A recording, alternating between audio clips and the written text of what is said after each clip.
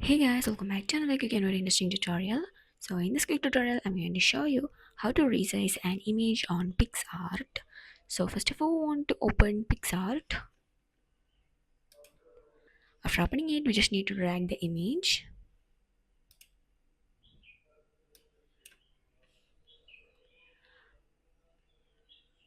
After dragging it here, you can see the image.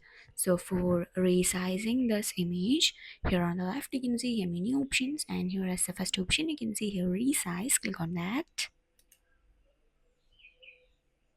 And from here you can just select the size that you wanted, or otherwise from here you can just choose the option that you wanted. And here I'm going to choose Instagram post, and then you can see that it had been resized to an Instagram post. Or if you want to send YouTube thumbnail, click on that and it will be again go to that. So this is how you can resize an image on Picsart. So that's it for this quick tutorial. I hope this video will be helpful for you. Make sure to hit the like button and the subscribe button for more such quick and very interesting tutorials. See you in the next one. Take care.